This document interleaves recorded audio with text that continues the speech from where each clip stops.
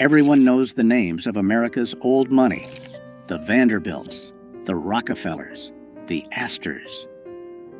In Philadelphia, it was families like the Biddles and the Drexels who ruled society. They lived in mansions on Society Hill.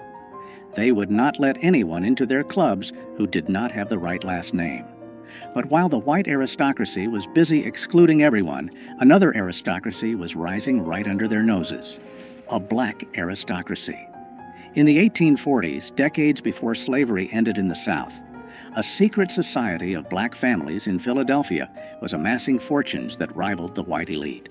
They lived in mansions with English butlers. They sent their children to private schools in Paris. They owned the catering empires that fed the white upper class.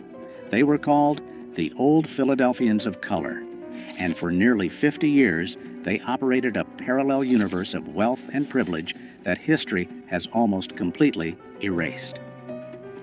They had their own 400 list, their own debutante balls, their own rules. They were so exclusive that even other wealthy black people were often denied entry. This is the story of James Forten, Robert Purvis, and the dynasties that proved black wealth was not just possible in the 19th century. It was powerful, and it was dangerous. If you enjoy stories about the hidden side of American wealth, consider subscribing. We explore the fortunes that textbooks tried to forget. Let's begin with a sailmaker who became a king. It is 1798. Philadelphia is the capital of the United States. And a 32-year-old black man named James Forten is about to do something impossible. He is buying the sail loft where he used to work as an apprentice. Forten was not born enslaved. He was born free in Philadelphia. But freedom did not mean equality. Most black men in the city worked as day laborers or servants. Forten was different. He invented a device to handle heavy sails on ships, and it revolutionized the industry. Within 10 years, Forten was not just a business owner. He was one of the wealthiest men in Philadelphia, black or white. He employed 40 men, both black and white. His fortune was estimated at $100,000. In today's money, that is millions.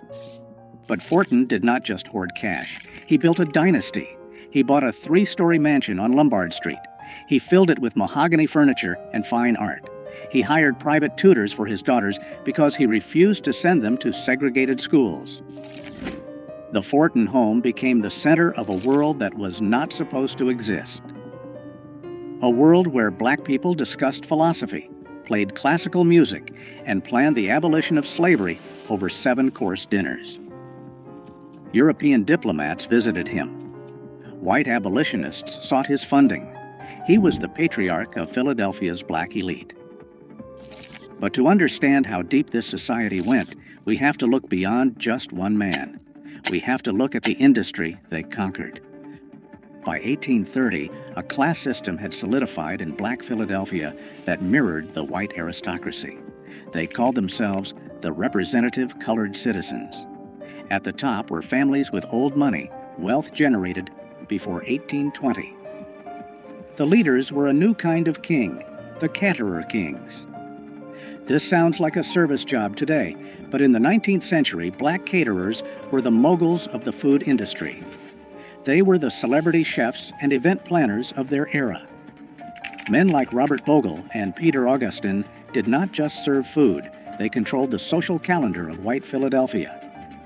If the Biddles or the Whartons wanted to throw a ball, they had to hire Bogle.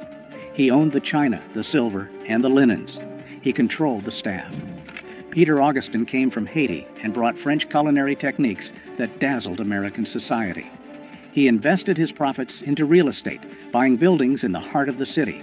These families created a monopoly. They did not just work for white wealth, they leveraged it. They took the money from white society parties and funneled it back into black institutions. They built the churches, they funded the schools, and they intermarried. A Forten married a Purvis. A Minton married a Bogle. They created a closed loop of wealth that protected them from the racism outside their doors. They were the invisible backbone of the city's economy. The financial power of this group was staggering. By 1837, the black community in Philadelphia held $250,000 in real estate. By 1847, that number had quadrupled. They organized their own census because the U.S. government refused to accurately count their wealth. They wanted proof. They formed literary societies like the Gilbert Lyceum, where talking about slavery was forbidden, not because they did not care, but because they wanted a space to discuss art, science, and literature without being defined by their oppression. They were constructing a reality where they were simply aristocrats.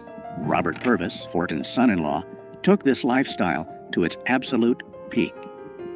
He was the son of a white cotton merchant and a free woman of color. He inherited a massive fortune. He looked white. He could have moved to Europe and lived as a white aristocrat. Instead, he stayed in Philadelphia and declared himself black. He built a country estate called Byberry. It had prize-winning livestock, rare gardens, and a library filled with first editions. It also had a secret trapdoor in the floor. While Purvis lived like a lord, he was also the president of the Underground Railroad. His mansion was a station for escaping slaves.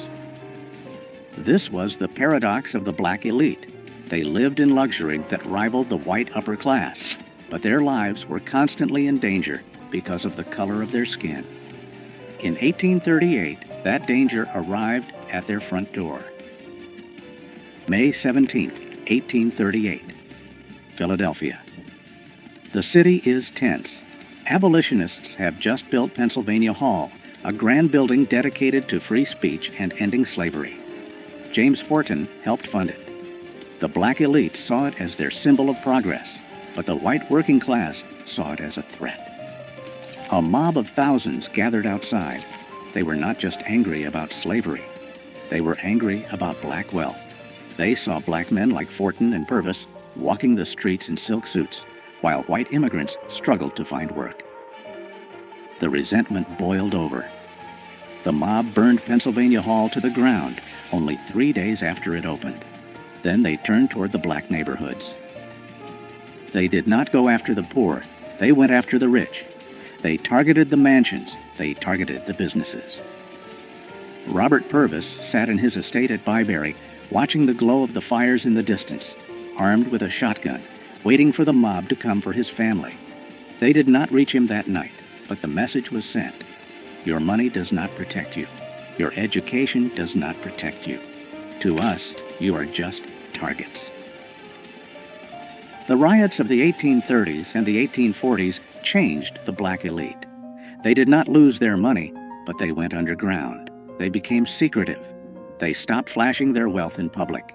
They retreated into private societies.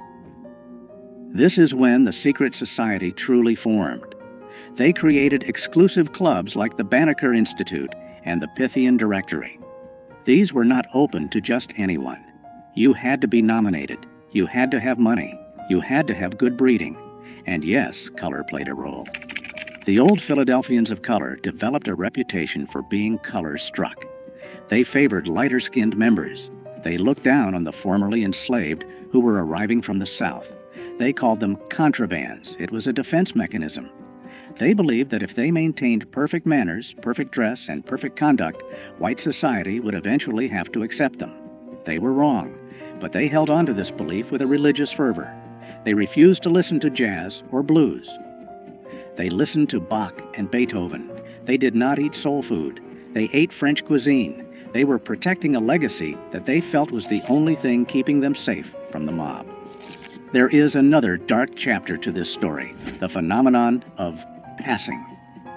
Because many of these families were mixed race and light-skinned, they faced a tempting choice. They could leave Philadelphia. They could move to a new city where no one knew them. And they could become white. Historians estimate that thousands of wealthy black people from this era simply vanished from the records. They did not die. They crossed the color line. They married into white families. Their children grew up never knowing they had black ancestry. The Purvis family saw this tear them apart. Some nieces and nephews moved away and cut all ties. The wealth they had built as black entrepreneurs became white wealth in the next generation. This terrified the ones who stayed. They saw their community shrinking. Every time a son or daughter moved away to pass, the dynasty weakened. It was a slow, silent erasure. The families who remained, like the Mintons and the Warwicks, doubled down on their identity. They became even more insular. They clung to their history because they were the only ones left to remember it. By the 1900s, the world was changing again. The Old Philadelphians were facing a new threat, not white mobs, but a new kind of black wealth. The Great Migration brought thousands of black Southerners to Philadelphia. Some of them built fortunes in banking, insurance, and beauty products. There was Madam C.J. Walker and the bankers of Durham. This was new money. It was loud. It was proud. It did not care about French tutors or debutante balls. The Old Philadelphians turned their noses up at it. They refused to let these new millionaires into their social circles, and that was their fatal mistake. By closing their doors, the Old Philadelphians slowly strangled their own influence. They had the pedigree, but the new generation had the momentum. Slowly, the mansions on Lombard Street were sold. The catering empires were replaced by corporate hotels. The families drifted apart. Some moved to Europe. Some passed into white society, choosing to pass and leaving their history behind.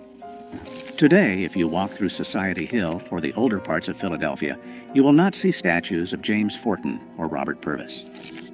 Their mansions are mostly gone or converted into other things. The dynasty did not crash because of a scandal. It faded because it was designed to be secret. They built walls so high to keep the world out that eventually the world forgot they were there. But for 50 years, they proved something that terrified 19th century America. They proved that black excellence was not an anomaly. It was a civilization that thrived in the shadow of the Liberty Bell, building a definition of freedom that the Founding Fathers never intended. The Old Philadelphians are gone, but the foundation they built, the networks, the institutions, the very idea of black aristocracy survives in every black dynasty that followed. They were the first, and they paid the price of being first by being erased.